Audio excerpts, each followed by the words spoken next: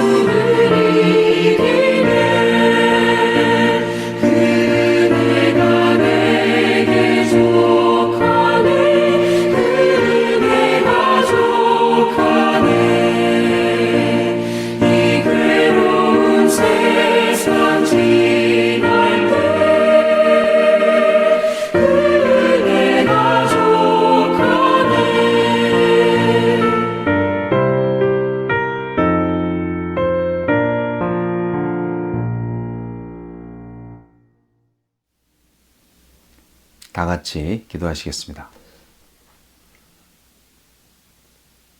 천지 만물을 창조하시고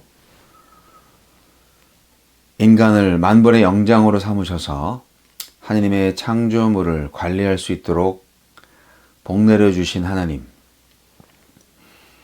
그러한 하나님의 은혜를 받고서도 그 은혜를 다 기억하지 못하여 하나님 앞에서 반역을 하고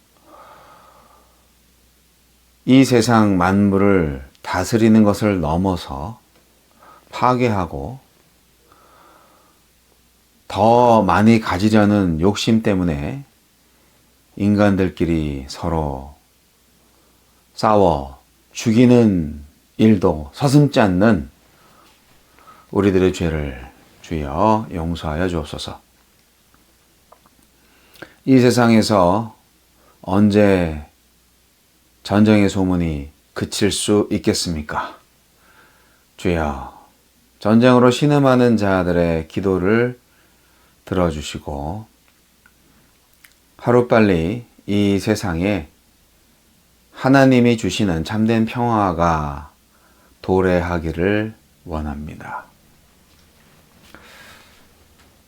하나님의 교회가 하나님의 나라를 위해서 더욱 헌신하기를 원합니다. 예수께서 십자가에 달려 죽으신 것처럼 우리가 하나님의 권능을 힘입어서 성령의 인도하심 따라서 사랑의 선교를 감당할 수 있도록 정의와 공의의 선교를 감당할 수 있도록 주여 믿음과 용기를 더하여 주옵소서. 이 땅에 위정자들과 또 교육자들, 모든 리더들이 하나님을 경외하는 자가 되기를 바랍니다.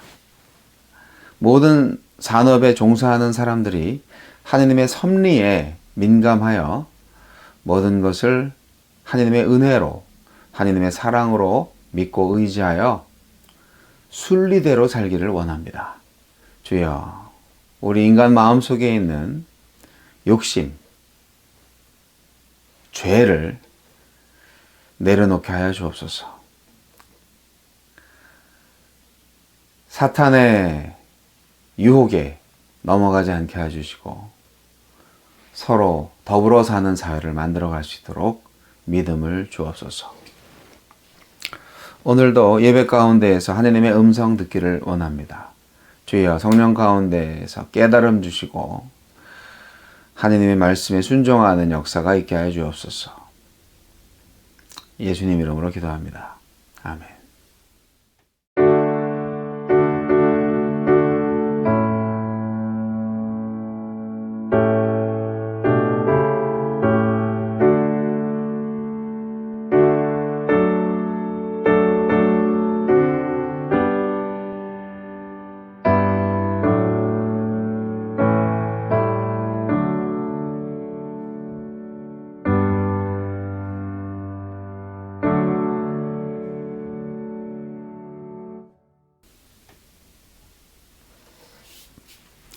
다시 한번 헌신의 마음을 담아서 하나님께 찬송 올려드리겠습니다.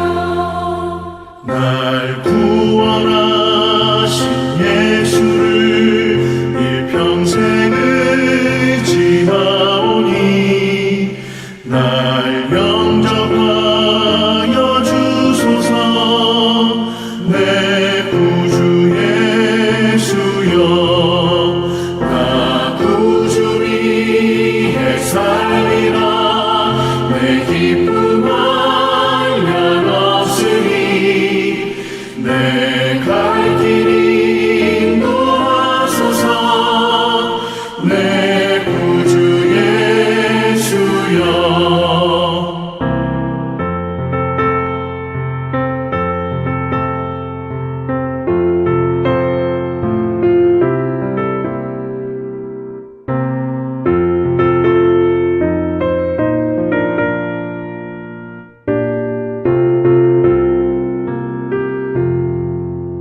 주 십자가에 달리사 날 자유하게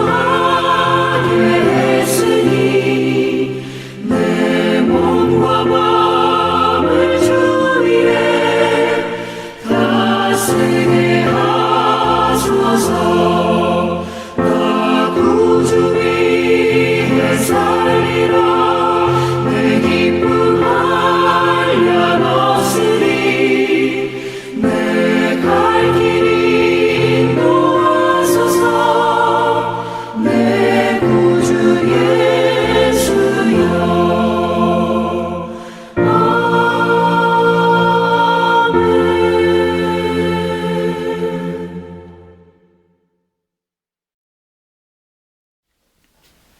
헌금을 위해서 기도하겠습니다. 사랑과 자비의 하나님,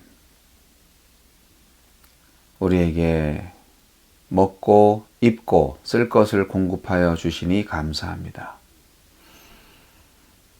하나님께서 주시는 놀라운 복의 은혜를 힘입어서 모두에게 감사의 마음을 전하고 감사의 선물을 누리는 인생을 살기를 원합니다. 그것이 마음이 될 수 있고 물질이 될 수 있고 따뜻한 말 한마디가 될 수 있겠지요.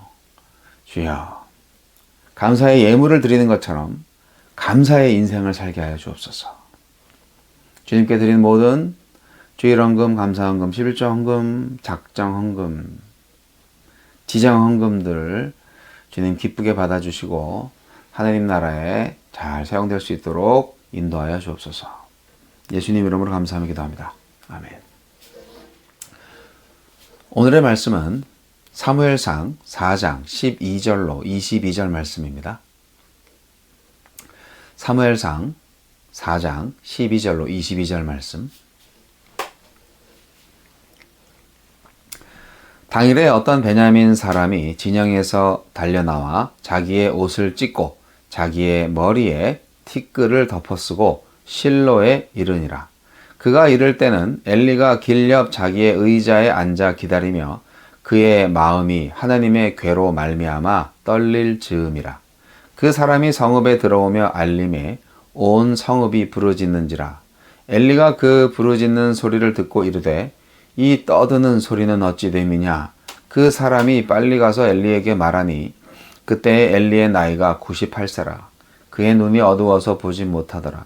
그 사람이 엘리에게 말하되 나는 진중에서 나온 자라. 내가 오늘 진중에서 도망하여 왔나이다. 엘리가 이르되 내 아들아, 일이 어떻게 되었느냐. 소식을 전하는 자가 대답하여 이르되 이스라엘이 블레셋 사람들 앞에서 도망하였고 백성 중에는 큰 살육이 있었고 당신의 두 아들 홈니와 비느하스도 죽임을 당하였고 하나님의 괴는 빼앗겼나이다. 하나님의 괴를 말할 때 엘리가 자기 의자에서 뒤로 넘어져 문 곁에서 목이 부러져 죽었으니 나이가 많고 비대한 까닭이라. 그가 이스라엘의 사사가 된 지 40년이었더라. 그의 며느리인 비느하스의 아내가 임신하여 해산 때가 가까웠더니 하나님의 괴를 빼앗긴 것과 그의 시아버지와 남편이 죽은 소식을 듣고 갑자기 아파서 몸을 굽으려 해산하고 죽어갈 때에 곁에 서 있던 여인들이 그에게 이르되 두려워하지 말라, 네가 아들을 낳았다 하되 그가 대답하지도 아니하며 관념하지도 아니하고 이르기를 영광이 이스라엘에서 떠났다 하고 아이 이름을 이가봇이라 하였으니 하느님의 괴가 빼앗겼고 그의 시아버지와 남편이 죽었기 때문이며 또 이르기를 하느님의 괴를 빼앗겼으므로 영광이 이스라엘에서 떠났다 하였더라. 아멘.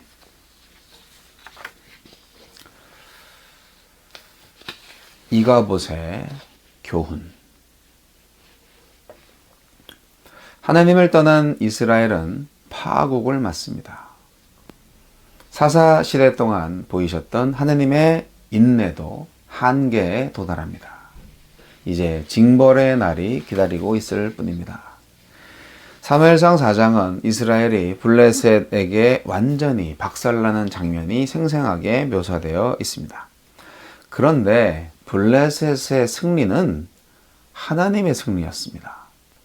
왜냐하면 하나님께서 블레셋을 통해 이스라엘을 심판하신 일이니까요. 하나님께서 블레셋으로 하여금 이스라엘을 침략하게 한 것은 당시 영적으로 심히 부패해 있었던 이스라엘 백성들을 깨우치기 위한 경고의 그 목적이 있었습니다. 그러나 이스라엘은 그 사실을 전혀 깨닫지 못한 채 오히려 주술적, 미신적 동기에서 하나님의 법궤를 전쟁터로 옮겨왔습니다. 그 결과 더 큰 패배를 당하게 되는데요. 언약궤도 블레셋 군대에게 빼앗기고 맙니다. 이 사건을 통해서 오늘날 그리스도인들은 매우 큰 교훈을 얻을 수 있습니다. 하나님의 많은 영적 특권을 소유하고 있는 오늘날의 교회 역시 하나님 앞에서 바른 생활을 하지 못하면 이와 같이 실패할 수 있다는 것입니다.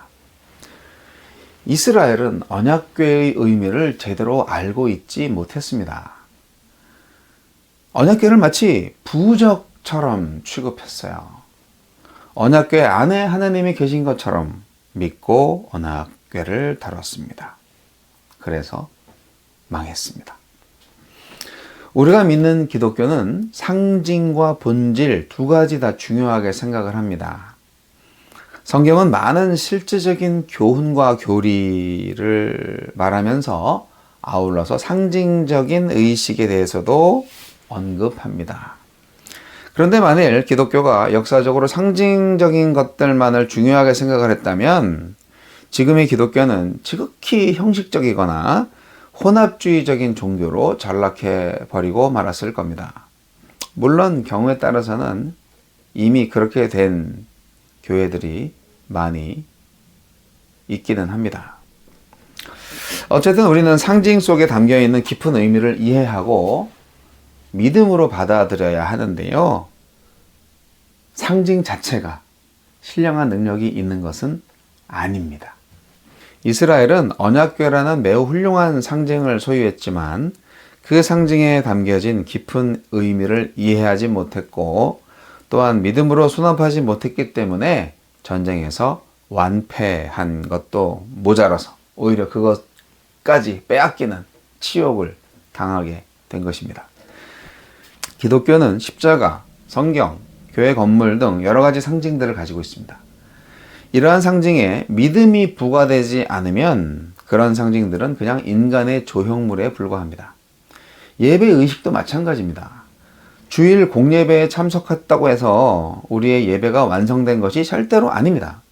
예배 의식에는 우리의 삶의 예배의 상징들이 압축적으로 들어가 있습니다. 우리가 찬송하는 대로, 기도하는 대로, 말씀을 듣는 대로 살아내야 진짜 예배가 완성됩니다. 아시겠어요? 오늘 본문 말씀에서 우리는 제사장 엘리의 가문이 파멸되는 모습을 목격합니다. 엘리 가문에 대한 하나님의 심판은 네 가지로 구분해서 볼 수가 있습니다. 첫째로 블레셋 군대에 의해 홈니와 비느하스, 엘리의 두 아들이 피살됩니다. 두 번째, 아들들의 죽음과 법궤 탈취 소식을 들은 제사장 엘리 역시 충격을 받아서 의자에서 넘어져서 목이 부러져 죽습니다. 엘리의 며느리 비느하스의 아내도 해산 중에 급사합니다. 네 번째, 엘리 제사장 가문이 관리하던 하느님의 법궤가 탈취당합니다. 이 같은 하나님의 심판은 엘리 가문에 대한 심판일 뿐 아니라 죄에 빠진 이스라엘에 대한 하나님의 엄중한 심판이었습니다. 그런데 우리가 간과하지 말아야 할 것이 있습니다. 이렇게 심판하시는 이유는 결국 하나님께서 이스라엘을 새롭게 구원하시고자 하기 때문입니다. 지금 농작물이 다 썩어서 못 쓰게 되었으니까 다 뽑아버리고 이제 밭을 새로 갈아엎으신 거 아니겠습니까? 엘리 가문의 몰락은 겉으로 볼 때 그들의 죄악에 대한 심판의 결과로만 이해할 수 있습니다. 그러나 실상은 이제 지도자로서 소임을 다하지 못한 엘리 가문을 패하심으로써 대신 이 백성들을 하느님께로 인도하기에 부족함이 없는 새 지도자 사무엘의 활동 여건을 준비하신 것입니다. 근데요, 저는 엘리에 대해서 너무 부정적으로만 평가하지 않았으면 합니다. 엘리는 40년간 이스라엘을 통치했던 사사였습니다. 사사라는 건 뭔가요? 선지자요, 제사장이요, 왕이었다는 의미죠. 엘리의 잘못은 아들들을 제대로 키우지 못한 것입니다. 아들들의 잘못을 제대로 교정해 주지 못한 겁니다. 나름대로 엘리는 사사로서 소임을 다했습니다. 사실 사무엘도 자식 교육은 실패했거든요. 엘리는 대신 사무엘을 하느님의 신실한 일꾼으로 교육을 했습니다. 한나를 위한 축복 기도가 한나의 문제를 해결했죠. 엘리는 법궤를 위한 열심이 지극했기 때문에 법궤에 대한 염려로 불안에 떨다가 마침내 법궤를 빼앗겠다는 소식을 듣고 그 98세의 노구가 그 충격을 이기지 못해서 기절해서 죽음에 이른 것입니다. 아마도 그는 당대의 최고의 학자요 훌륭한 인품과 리더십을 갖춘 인물이었을 것입니다.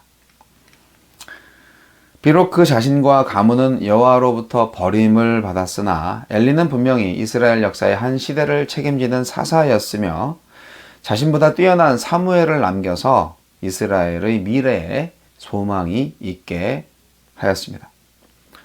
아니 그럼 엘리처럼 안 되려면 어떻게 해야 되나요? 글쎄요. 제가 그걸 다 알면 제가 하나님이겠죠. 제가 아는 것은 우리는 그저 하느님의 자비를 구할 뿐이다 하는 것입니다. 비느하스의 아내가 갑작스러운 진통과 함께 해산하는데 그 이유는 하느님의 법궤를 빼앗겼고 시부와 남편이 죽었다는 소식을 들었기 때문입니다. 그녀가 죽어갈 때 주변에 섰던 여인들이 그녀에게 아들이 태어났음을 알리면서 두려워하지 말라고 격려를 했지요. 비느하스의 아내가 무엇을 두려워했을까요? 아마도 그녀는 영광이 이스라엘로부터 떠난 이후에 이스라엘이 겪어야 할 비참한 미래를 두려워한 것이 아니었나 생각합니다. 그녀는 아들의 이름을 이가봇이라 불렀습니다. 이가봇. 왜 이가봇이라고 불렀을까요? 하느님의 법궤를 빼앗겼고 남편이 죽었기 때문입니다. 이가봇의 뜻은 영광이 없음이잖아요. 하느님의 법궤는 이스라엘의 영광이었습니다. 왜냐하면 법궤가 이스라엘의 구원자이시며 왕이신 하나님의 임재를 상징하기 때문입니다. 법궤를 빼앗긴 것은 하나님을 잃어버린 것과 같습니다. 영광이 떠났다라는 의미의 이가봇. 이스라엘에게서 하나님의 영광이 떠난 이유는 무엇일까요? 첫째, 이스라엘 백성들이 하나님의 뜻을 묻지도 않고 제멋대로 행동했기 때문입니다. 일찍이 하나님께서는 모세에게 성막을 짓도록 명령하셨고 그 안에 법궤를 안치해 놓으라고 하셨죠. 그리고 일반 백성은 그 언약궤에 접근하지 못하도록 하셨어요. 그럼에도 불구하고 백성들은 하나님의 뜻에 전혀 개의치 아니하고 언약궤를 함부로 옮겼던 것입니다. 두 번째, 이스라엘 백성들은 하나님의 상징적인 임재와 영적인 실체를 올바로 이해하지 못했기 때문입니다. 언약궤는 하나님께서 이스라엘과 함께 하신다는 임재의 상징이었습니다. 그런데 백성들은 마치 언약궤 자체에 어떤 권능이 깃들어 있는 것처럼 오해하고 그 힘을 빌어서 블레셋 군대를 물리치려 했습니다. 이스라엘에게서 하나님의 영광이 떠나게 된 세 번째 이유. 이스라엘 백성들이 자신들의 죄를 깨닫지 못하여 회개하지 않았기 때문입니다. 하나님께서 블레셋으로 하여금 이스라엘을 침략하게 하신 것은 순전히 저들의 죄악을 깨닫게 하기 위함이었습니다. 그러나 저들은 그 근본 원인을 깨닫지 못하고 도리어 하나님을 원망했습니다. 때문에 하나님은 저들을 더 이상 돌아보지 아니하시고 블레셋 손에 맡겨버리셨던 것입니다. 이가봇, 저는 오늘날 한국교회의 상황이 이와 비슷하다고 생각합니다. 이 시대 교회가 하느님의 영광을 잃어버렸습니다. 우리가 신앙생활을 하는 데 있어서 실패하는 원인이 무엇입니까? 우리는 이가봇의 교훈을 되새겨야 합니다. 깨달아야 합니다. 이스라엘은 패배의 원인을 제대로 파악하지 못했습니다. 신앙생활의 실패의 원인을 제대로 파악하셔야 된다고요. 에벤에셀에서 블레셋에게 패전한 이스라엘이 패전의 원인을 언약궤 부재로만 돌렸습니다. 언약궤가 없어서 우리가 졌어. 진짜 원인은 이스라엘의 죄악 때문인데 말이에요. 그들은 하나님 앞에서 여호와 신앙을 변질시켰고 도덕적으로 타락해 있었어요. 우리도 신앙생활에서 실패할 때 우리를 돌아봐야 합니다. 말씀과 기도로 올바른 원인 규명을 해야 합니다. 그래야만 더 큰 재앙을 막을 수가 있습니다. 신앙생활 실패 원인 두 번째는 믿어야 할 것을 믿어야 되는데 이스라엘 백성들은 믿어야 할 것을 믿지 않았어요. 보통 이스라엘이 전쟁을 할 때에는요, 하나님으로부터 승리의 약속을 받고 그것에 대한 전적인 신뢰가 있을 때 승리합니다. 그러나 오늘 이스라엘은 블레셋과의 전쟁에 있어서 하나님으로부터 승리의 약속을 전혀 듣지도 않았고 그것을 위해서 또 간청하지도 않았습니다. 따라서 하나님에 대한 절대적인 신뢰가 결여되어 있는 상황이잖아요. 이런 상황에서는 패할 수밖에 없습니다. 그리고 한 걸음 더 나아가서 이스라엘은 믿지 말아야 할 것을 믿었습니다. 그게 뭡니까? 하나님의 법궤입니다. 하나님을 믿어야지 하나님의 법궤를 믿으면 어떡합니까? 신앙생활 실패하는 원인 세 번째가 바로 이겁니다.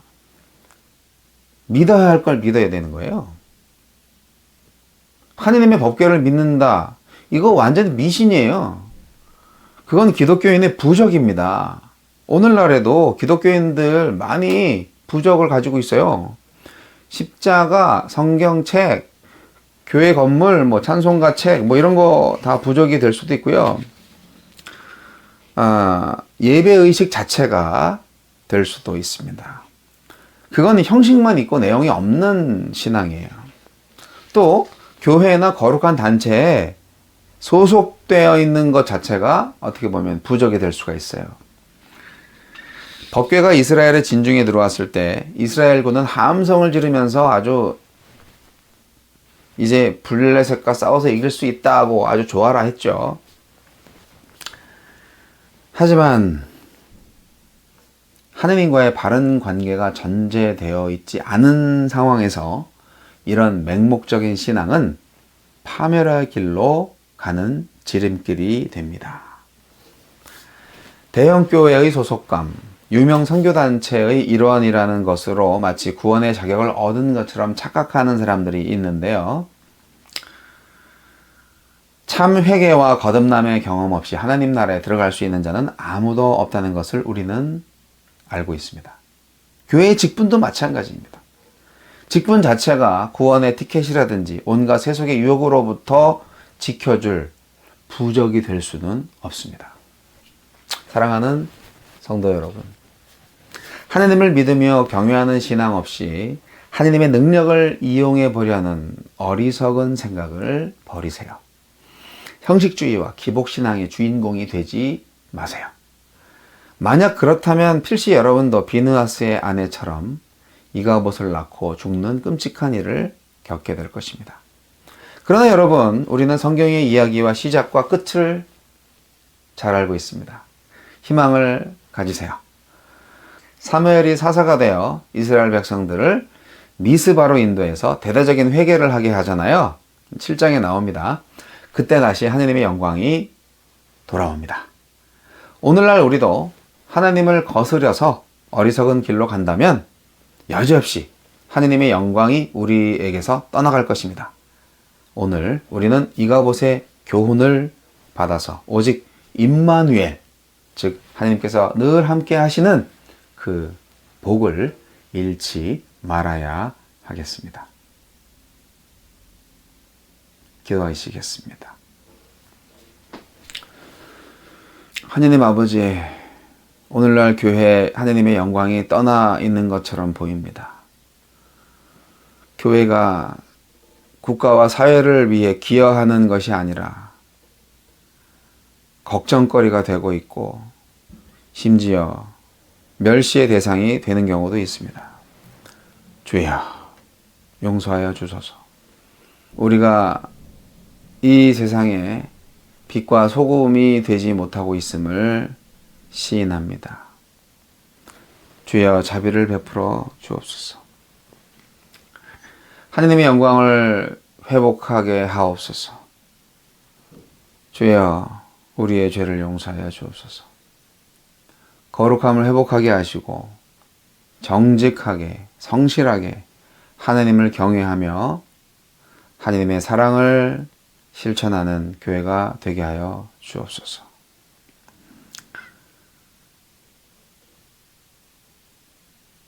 결코 이가봇의 시대가 이어지지 않게 하여 주옵소서. 지금은 우리 주 예수 그리스도의 은혜와 하느님 아버지의 극진하신 사랑과 성령님의 감화 감동 교통 역사하심이 이가봇의 교훈을 받아서 하나님의 영광을 떠나게 하는 끔찍한 죄악을 저지르지 않기로 새롭게 결단하는 모든 주님의 백성들 머리 위에 이제부터 영원까지 함께 하시기를 우리 구주 예수 그리스도 이름으로 간절히 축원하옵나이다. 아멘.